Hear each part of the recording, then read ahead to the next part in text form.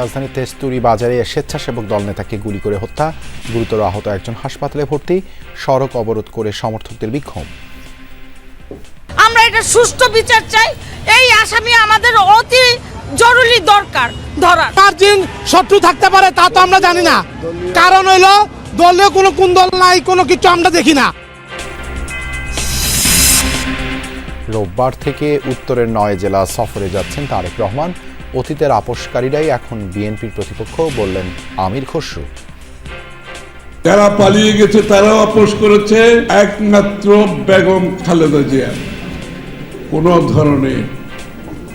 কোনো ধরনের কম্প্রোমাইজ করে না। নির্বাচনে 7 দিন মাঠে থাকবে আইন শৃঙ্খলা বাহিনী। পাতানো ভোট হলে সংকটে পড়বে দেশ, সংখ্যা জামায়াতের। লাইনচ্যুত ট্রেন এবার ফিরবে ট্র্যাকে, মন্তব্য ইসি সানাউল্লাহর। জগন্নাথ বিশ্ববিদ্যালয়ে ছাত্র সংসদ নির্বাচনে শিবির সমর্থিত অদম্য জবিয়ান ঐক্যের বড় সাফল্য। ছাত্রদলকে পেছনে ফেলে ভিপি, জিএস সহ শীর্ষ 3 পদেই জয়ী।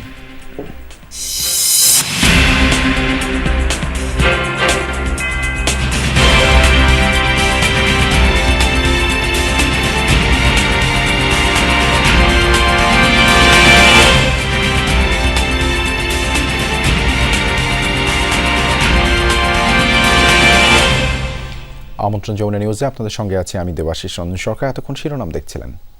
রাজধানীর পশ্চিম তেজতুরি বাজার এলাকায় স্বেচ্ছাসেবক দলের এক নেতাকে গুলি করে হত্যা করেছে দুর্বৃত্তরা। তিনি সংগঠনটির ঢাকা মহানগর উত্তরের সাবেক সাধারণ সম্পাদক আজিজুর রহমান মুসাব্বির। প্রত্যক্ষদর্শীরা জানায়, বুধবার রাত 8:30টায় স্টার কাবাবের পাশের গলিতে দুজনকে গুলি করে অস্ত্রধারীরা। এ সময় পেটে গুলি লাগে আজিজুর রহমান মুসাব্বিরের। সেখান থেকে পান্থপথের বিআরবি হাসপাতালে নেওয়া হয় তাকে, তবে চিকিৎসকরা মৃত ঘোষণা করেন। এছাড়া গুরুতর আহত আরও একজন ভর্তি আছেন ঢাকা মেডিকেলে, জানিয়েছেন তেজগাঁও জোনের এডিসি ফজলুল করিম। এই ঘটনার পর কারওয়ান বাজারের সার্ক ফোয়ারা মোড় এলাকা অবরোধ করে একদল বিক্ষুব্ধ লোক, পরে সেনাবাহিনী ও পুলিশ তাদের সরিয়ে দেয়। আমরা এটা সুষ্ঠু বিচার চাই, এই আসামি আমাদের অতি জরুরি দরকার ধরার। মার্জিন শত্রু থাকতে পারে তা তো আমরা জানি না, কারণ হইলো দলীয় কোনো কুন্দল নাই, কোনো কিছু আমরা দেখি না। এই জায়গায় মনে করেন যে সন্ত্রাসীরা আরে 2-3 দিন ধরে ফলো করে, অনেক ফাঁক পাইছে সন্ধ্যাবেলা, ওই টাইমে গুলি করে গেছে। 11 জানুয়ারি থেকে উত্তরাঞ্চলের 9 জেলায় সফর করবেন বিএনপির ভারপ্রাপ্ত চেয়ারম্যান তারেক রহমান। তবে এই সফরে থাকছে না কোনো রাজনৈতিক কর্মসূচি। বিশিষ্ট ব্যক্তি, নিহত জুলাই যোদ্ধা এবং গণতান্ত্রিক আন্দোলনের শহীদদের কবর জিয়ারত করবেন তিনি। প্রচার শুরু হওয়ার আগে উত্তরাঞ্চলের পঞ্চগড়, দিনাজপুর, রংপুর, বগুড়া সহ 9 জেলায় যাচ্ছেন তিনি। 4 দিনের সেই সফর শুরু হবে 11 জানুয়ারি টাঙ্গাইলে মাওলানা আব্দুল হামিদ খান ভাসানীর কবর জিয়ারতের মাধ্যমে। এদিকে বুধবার গুলশানের রাজনৈতিক কার্যালয়ে ব্যস্ত সময় কাটিয়েছেন তিনি। এদিন তার সঙ্গে দেখা করতে আসেন ঢাকায় নিযুক্ত চীনের রাষ্ট্রদূত ইয়াও ওয়েন। 17 বছর পর দেশে ফেরা তারেক রহমানকে ফুলেল শুভেচ্ছা জানান তিনি। এর আগে গুলশান কার্যালয়ে আসেন গণ অধিকার পরিষদের সাবেক ও বর্তমান নেতারা। পাশাপাশি ঢাকার 17 আসনের থানাভিত্তিক নেতাদের সাথে মত বিনিময় করেন বিএনপির ভারপ্রাপ্ত চেয়ারম্যান। একটা দেশের ইন্টারনাল নির্বাচন নিয়ে তাদের মানে they don't express any views. এটা it's internal matter. They are ready to work with the next elected government of Bangladesh. এবং ওনারা গুরুত্ব সহকারে বিবেচনা করে তারেক সাহেবের রোল। যারা দেশ ছেড়ে পালিয়েছে কিংবা এই নির্বাচনে বিএনপির প্রতিপক্ষ, তারাই অতীতে বিভিন্ন সময় আপোষ করেছে, এমন মন্তব্য করেছেন বিএনপির স্থায়ী কমিটির সদস্য আমির খসরু মাহমুদ চৌধুরী। বলেন, একমাত্র বেগম খালেদা জিয়াই জীবনের শেষ দিন পর্যন্ত কোনো ধরনের আপোষ করেননি। দলের স্থায়ী কমিটির আরেক সদস্য ডক্টর মঈন খান বলেন, কোনো শক্তি আর বিরাজনীতিকরণ করতে পারবে না। সকালে জাতীয় প্রেস ক্লাবে বিএনপি চেয়ারপারসন খালেদা জিয়ার স্মরণে দোয়া মাহফিল এবং শোক সভার আয়োজন করে জিয়া পরিষদ। আয়োজনে বিএনপির স্থায়ী কমিটির সদস্য আমির খসরু মাহমুদ চৌধুরী বলেন, খালেদা জিয়ার ত্যাগ ও আপোষহীনতার জন্যই বিএনপি নেতাকর্মীরা ভীষণ সাহসী।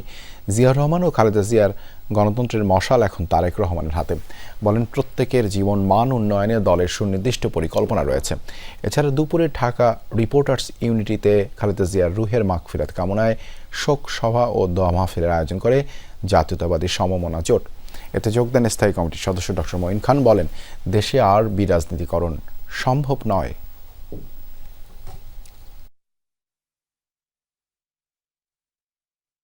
বাংলাদেশের মানুষ তাদের রক্তে রয়েছে গণতন্ত্র। কাজে বাংলাদেশকে কোনো শক্তি বা কোনো পরাশক্তি কোনোদিন বিরাজনীতিকরণ করতে পারবে এটা আমি বিশ্বাস করি না। যারা পালিয়ে গেছে তারাও আপোষ করেছে। আজকে যারা আমাদের নির্বাচনে অংশগ্রহণ করছে বিএনপির প্রতিপক্ষ হিসাবে, তাদের মন্তব্য ১/১১-এর পক্ষে ছিল, কিন্তু একমাত্র বেগম খালেদা জিয়া কোনো ধরনের কম্প্রোমাইজ করে না। দলীয় বিবেচনায় ডিসিএসপি নিয়োগ হয়েছে এমন অভিযোগ এনে জামায়াতে ইসলামী দাবি করেছে মনোনয়নপত্র যাচাইয়ে এর প্রতিফলন দেখা গেছে। বুধবার বিকেলে সিইসির সাথে জামায়াতের একটি প্রতিনিধি দলের বৈঠকের পর এমন মন্তব্য করেন দলটির নায়েবে আমির ডাক্তার সৈয়দ আবদুল্লাহ মোহাম্মদ তাহের। নায়েবে আমির মনোনয়নপত্র যাচাই বাছাইয়ের ক্ষেত্রে বৈষম্যের অভিযোগ তোলেন। নির্বাচনের জন্য লেভেল প্লেয়িং ফিল্ড এখনও হয়নি বলেও দাবি করেন তিনি। বলেন, রাজনৈতিক দলগুলোর সাথে আচরণে সরকার ও ইসির সমতা নিশ্চিত করা উচিত। এর আগে সকালে এক অনুষ্ঠানে নির্বাচন কমিশনার আবুল ফজল মোহাম্মদ সানাউল্লাহ গত ৩টি নির্বাচনের ক্ষতি সমন্বয় করে সুষ্ঠু নির্বাচন আয়োজনের প্রত্যাশা জানান। এদিকে আপিলের তৃতীয় দিনে মনোনয়নের বৈধতা পেতে আবেদন পড়েছে ১৩১টি। দলীয় দৃষ্টিভঙ্গি থেকে তারা দেখেছে, তারা আইনকে দেখেনি। আমরা বলেছি এই ধরনের ডিসিএসপি যারা আছে তাদেরকে অপারেশন করতে হবে। আমাদের জন্য 2026-এর নির্বাচনটাকে যদি আমি একটু অ্যানালজি ড্র করি, আমি যদি একটু মেটাফরিক্যালি বলি, অনেকটা হচ্ছে লাইনচ্যুত ট্রেনকে লাইনে ফেরত এনে আবার চালানো শুরু করা। ত্রয়োদশ সংসদ নির্বাচন আর গণভোট ঘিরে ৭ দিনের জন্য আইনশৃঙ্খলা বাহিনী মোতায়েন করা হবে। ১২ ফেব্রুয়ারির ভোট ঘিরে চলমান মোতায়েনের পাশাপাশি ভোটকেন্দ্রিক আইনশৃঙ্খলা বাহিনীর সদস্যরা মোতায়েন থাকবে ৮ থেকে ১৪ ফেব্রুয়ারি পর্যন্ত। মঙ্গলবার এই সংক্রান্ত পরিপত্র জারি করেছে স্বরাষ্ট্র মন্ত্রণালয়। এবারের নির্বাচনে ভোটার ১৫ কোটি, ৩০০ আসনে প্রায় ৪৩,০০০ ভোট কেন্দ্রে ২,৬০,০০০-এর মতো ভোট কক্ষ থাকবে। তফসিল ঘোষণার আগে ২ দফা এবং তফসিলের পর বিদ্যমান পরিস্থিতি নিয়ে আইনশৃঙ্খলা বাহিনীর শীর্ষ ব্যক্তিদের সঙ্গে বৈঠক করে ইসি। এরপরই আইনশৃঙ্খলা বিষয়ক এই পরিপত্র জারি করেছে স্বরাষ্ট্র মন্ত্রণালয়। গণভোটে হ্যাঁ জয়যুক্ত না হলে ফ্যাসিবাদ ফিরে আসবে, ব্যর্থ হবে অন্তর্বর্তী সরকারের সংস্কার প্রচেষ্টা। সিডাপ মিলনায়তনে গণভোট বিষয়ক গোলটেবিল বৈঠকে এমন মন্তব্য করেছেন আলোচকরা। বুধবার সুজনের আয়োজনে গণভোট কি ও কেন বিষয়ক আলোচনায় অংশ নেন নির্বাচন ব্যবস্থা সংস্কার কমিশনের সাবেক প্রধান ও সুশাসনের জন্য নাগরিক সুজন সম্পাদক ডক্টর বদিউল আলম মজুমদার, প্রধান উপদেষ্টার বিশেষ সহকারী মনির হায়দার, নৌ পরিবহন ও শ্রম উপদেষ্টা এম শাখাওয়াত হোসেন। রাজনৈতিক দলগুলোকে তাদের সংস্কার ভাবনা স্পষ্ট করার তাগিদ দেন বদিউল আলম মজুমদার।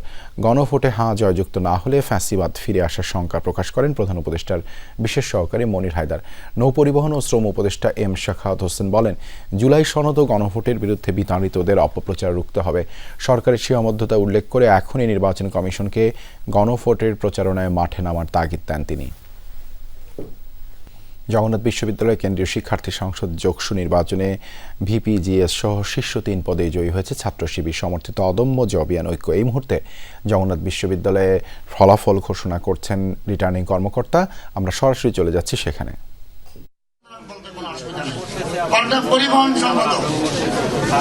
পরিবহন সম্পাদক ব্যালট নম্বর L4 মোহাম্মদ মাহিদ হোসেন।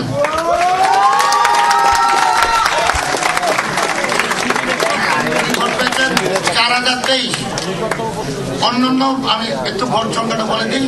তাহিদুল ইসলাম তিনি ৩,১৩১, মুশফিকুর রহমান ২৮০, মোহাম্মদ মাহিন ৪৮৫। এরপরে ক্রীড়া সম্পাদক K7 ব্যালট নম্বর মোহাম্মদ জাফরি জানোয়ার।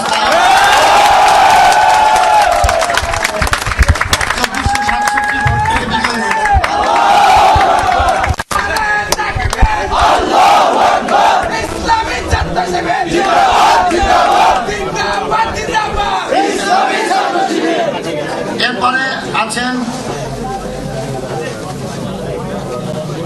মোহাম্মদ কামরুল হাসান নাফিস, তিনি ২৪৬৭ পেয়েছেন। জাতীয় জানোয়ার নাইম হল ৩,৯৬৩। মোহাম্মদ ফেরদৌস হোসেন ১৪৯২। আমি আর পরে যাচ্ছি, ওয়েব পেজে আমরা সবাইকে দিয়ে সাহিত্য সংস্কৃতি সম্পাদক এখানেও একটি পদ। J7 ব্যালটে মোহাম্মদ তাকরিম আহমেদ তিনি বিজয়ী হয়েছেন। প্রশাসনকে বলতে চাই।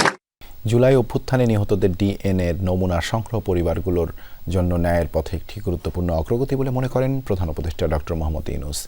রাষ্ট্রীয় অতিথি ভবন যমুনায় আজ পুলিশের ক্রিমিনাল ইনভেস্টিগেশন বিভাগ ডিএনএ এর নমুনা সংগ্রহের প্রতিবেদন হস্তান্তর করতে গেলে একথা বলেন প্রধান উপদেষ্টা। জুলাই গণ অভ্যুত্থানের সময় ঢাকায় রায়ের বাজারে বেওয়ারিশ হিসেবে দাফন করা 114 জনের মৃতদেহ থেকে ডিএনএ নমুনা সংগ্রহ করে সিআইডি। গত 7 ডিসেম্বর থেকে 27 ডিসেম্বর পর্যন্ত এই ডিএনএ নমুনা সংগ্রহ কার্যক্রম চলে। এরই মধ্যে পরীক্ষার মাধ্যমে 8 জন শহীদের পরিচয় শনাক্ত করা সম্ভব হয়েছে।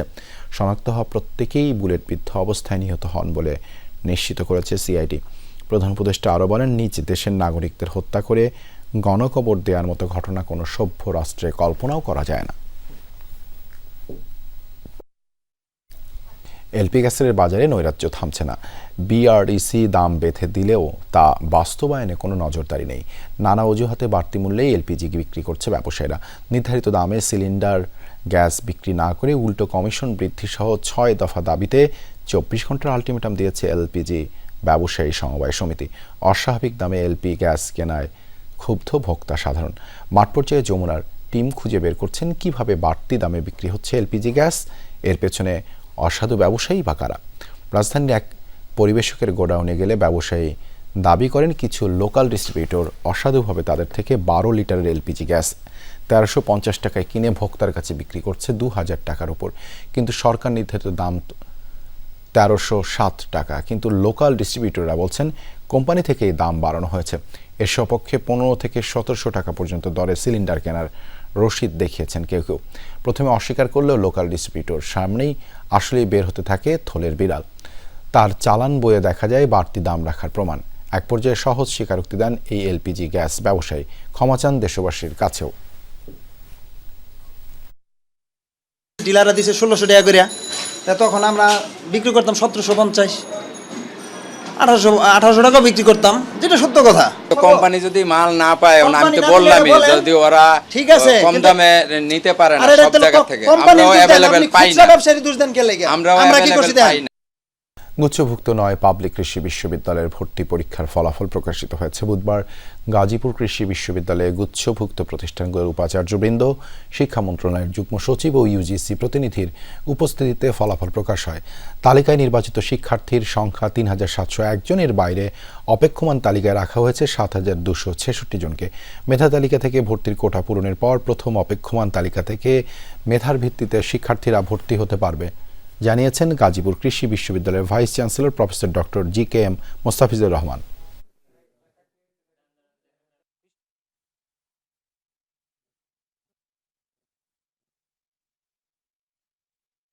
নিরাপত্তা শঙ্কায় ভারতে টি-20 বিশ্বকাপ খেলতে না যাওয়ার সিদ্ধান্ত নিয়ে আইসিসিকে পাঠানো ইমেইলের জবাব পেয়েছে বিসিবি, যেখানে বিশ্বকাপে বাংলাদেশ দলের পূর্ণাঙ্গ এবং নিরবিচ্ছিন্ন অংশগ্রহণ নিশ্চিত করার বিষয়ে প্রতিশ্রুতি দিয়েছে আইসিসি। আনুষ্ঠানিক সংবাদ বিজ্ঞপ্তিতে বিষয়টি নিশ্চিত করেছে বিসিবি, যেখানে বলা হয়েছে বিসিবির উত্থাপিত উদ্বেগগুলো সমাধানের লক্ষ্যে আইসিসি নিবিড়ভাবে কাজ করার ইচ্ছা প্রকাশ করেছে। পাশাপাশি টুর্নামেন্টের বিস্তারিত নিরাপত্তা পরিকল্পনায় বিসিবির মতামতকে স্বাগত জানানো আর যথাযথ গুরুত্বের সঙ্গে বিবেচনার আশ্বাস দেওয়া হয়েছে। তবে বোর্ডকে আলটিমেটাম দেওয়ার খবরকে অসত্য দাবি করেছে বিসিবি। বিজ্ঞপ্তিতে আরও জানানো হয়, জাতীয় দলের নিরাপত্তা এবং খেলোয়াড়দের সুরক্ষাকে সর্বোচ্চ অগ্রাধিকার দেয়া বিষয়ে অনড় বোর্ড।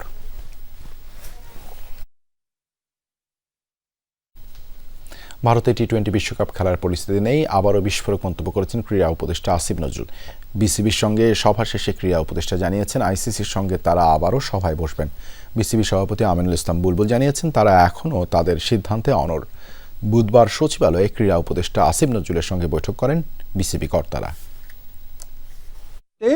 নিরাপদে খেলার মতো পরিস্থিতি নাই। আমার কাছে মনে হয়েছে এটা নিরাপত্তা ইস্যু শুধু না, এটা জাতীয় অবমাননা ইস্যু। আমাদের জাতির অবমাননার বিনিময়ে আমাদের ক্রিকেটার এবং আমাদের দর্শক, আমাদের সাংবাদিক, তাদের নিরাপত্তার বিনিময়ে, দেশের মর্যাদার বিনিময়ে আমরা বিশ্বকাপ ক্রিকেট খেলতে চাই না। আমরা রেস করছি, আমরা তো এতগুলো বিশ্বকাপ খেলেছি, কখনো এই ধরনের কথা বলিনি। আমাদের কাছে মনে হচ্ছে তাই আমরা এটা রেস করেছি স্ট্রংলি। বিসিবি সেটাও কনসিডার করবে, যখন চ্যাম্পিয়ন্স ট্রফি হয়েছিল তখন ইন্ডিয়া পাকিস্তানে যায়নি, এবং পাকিস্তানও কিন্তু গত কয়েকটা বিশ্বকাপ খেলতে ইন্ডিয়াতে আসেনি। সো আমরাও আশা করছি যে আমরা একটা সঠিক অ্যান্সার পাবো। 1200 জুলাই যোদ্ধাকে জুলাই বীর সম্মাননা প্রদান করা হয়েছে রাজধানীর কাকরাইলে ইনস্টিটিউশন অব ডিপ্লোমা ইঞ্জিনিয়ার্স মিলনায়তনে দিনব্যাপী এক অনুষ্ঠানে সম্মাননা দেয় আগ্রাসন বিরোধী আন্দোলন। অনুষ্ঠানে জুলাই আন্দোলনে অংশগ্রহণকারী 110 জন শহীদের পরিবার, 100 জন আহত জুলাই যোদ্ধা, গেজেটের বাইরে থাকা 100 জন সাংবাদিক, 500 জন নন গেজেট ব্যক্তি এবং সি ক্যাটাগরির অংশগ্রহণকারীদের সম্মাননা প্রদান করা হয়। প্রত্যেক সম্মাননাপ্রাপ্ত ব্যক্তিকে 50,000 টাকার চেক, একটি ক্রেস্ট ও স্মারক তুলে দেওয়া হয়। আগ্রাসন বিরোধী আন্দোলন নেতারা বলেন, রাজনৈতিক প্রেসক্রিপশন, আধিপত্যবাদ ও যে কোনো ধরনের আগ্রাসনের বিরুদ্ধে জাতীয় স্বার্থ ও সার্বভৌমত্ব রক্ষায় গণ আন্দোলন অব্যাহত রাখতে হবে। তারা আরও বলেন, জনগণের ন্যায্য অধিকার প্রতিষ্ঠায় ভবিষ্যতে আপোষহীন অবস্থানে থাকবে আগ্রাসন বিরোধী আন্দোলন। কুমিল্লা 3 আসনে বিক্ষোভ মিছিল করেছে উপজেলা বিএনপি। এ সময় অভিযোগ করা হয়, ওই আসনের বিএনপি প্রার্থী মোফাজ্জল হোসেন কায়কোবাদকে উদ্দেশ্য করে কটূক্তিমূলক বক্তব্য দিয়েছেন এনসিপির মুখপাত্র আসিফ মাহমুদ সজীব ভূঁইয়া। বুধবার বিকেলে মুরাদনগর উপজেলা বিএনপি কার্যালয় থেকে এই বিক্ষোভ মিছিল বের হয়। মিছিলটি শহরের প্রধান কয়েকটি সড়ক প্রদক্ষিণ করে। পরে সমাবেশে মিলিত হয় বিএনপি নেতাকর্মীরা। এ সময় বিক্ষোভকারীরা বলেন, বিএনপি প্রার্থীর বিরুদ্ধে কোনো ষড়যন্ত্র হলে ঢাকা চট্টগ্রাম মহাসড়ক অবরোধ সহ কঠোর কর্মসূচি দেওয়া হবে।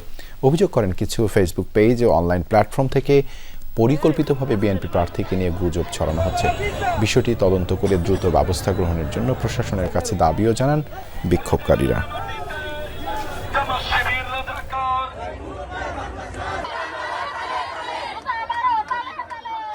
সিরাজগঞ্জে তাঁতিদের মাঝে বিনা শুল্কে রং ও কেমিক্যাল বিতরণ করা হয়েছে। বুধবার পৌরসভার মিরপুর এলাকায় তাঁত বোর্ড বেসিক সেন্টারে এই নিয়ে অনুষ্ঠান হয়। উপস্থিত ছিলেন উপজেলা নির্বাহী কর্মকর্তা, স্থানীয় তাঁত বোর্ডের সভাপতি সহ অন্যান্যরা। এ সময় সায়দাবাদ ও ভাঙাবাড়ি ইউনিয়নের বিভিন্ন এলাকায় 160 তাঁতির হাতে তুলে দেওয়া হয় 14 লাখ কেজিরও বেশি রাসায়নিক কাঁচামাল। বিনা শুল্কে তাঁত বোর্ডের রং ও কেমিক্যাল পেয়ে খুশি হন তাঁতিরা। বলেন, সরকার তাঁতিদের দিকে সুনজর দিলে আবারও প্রাণ ফিরে পাবে সিরাজগঞ্জের তাঁত শিল্প।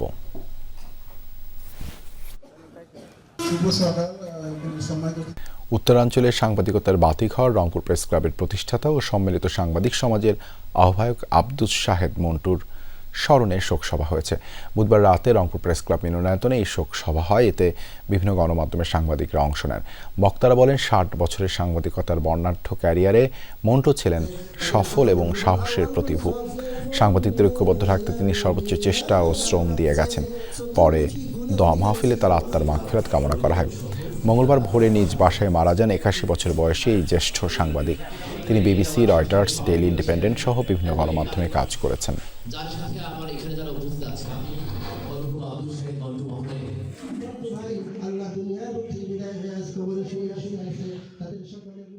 অবশেষে ইউরোপের পথে যাত্রা করা রাশিয়ার একটি তেলবাহী ট্যাঙ্কার জব্দ করেছে মার্কিন নৌবাহিনী।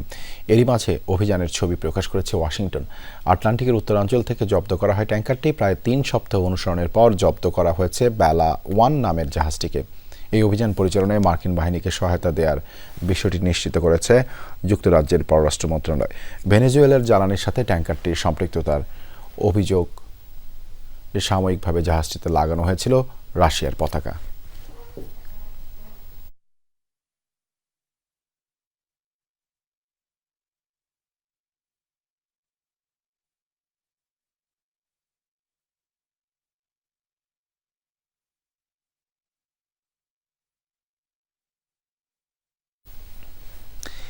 ভারতের দিল্লির তুর্কমান গেট এলাকায় মসজিদ ও কবরস্থান সংলগ্ন স্থাপনা ভাঙাকে কেন্দ্র করে ছড়িয়েছে ব্যাপক উত্তেজনা। স্থানীয় সময় বুধবার ভোর রাতে স্থানটিতে বুলডোজার দিয়ে উচ্ছেদ অভিযান চালায় পৌর কর্তৃপক্ষ। মসজিদ কমিটি প্রতিবাদ জানালে তৈরি হয় উত্তেজনা। স্থানীয়রা পাথর ছুড়লে আহত হয় নিরাপত্তা বাহিনীর অন্তত 5 সদস্য। এ সময় টিয়ার গ্যাস ছোড়ার পাশাপাশি লাঠিচার্জ করে পুলিশ। আটক করা হয় 5 জনকে।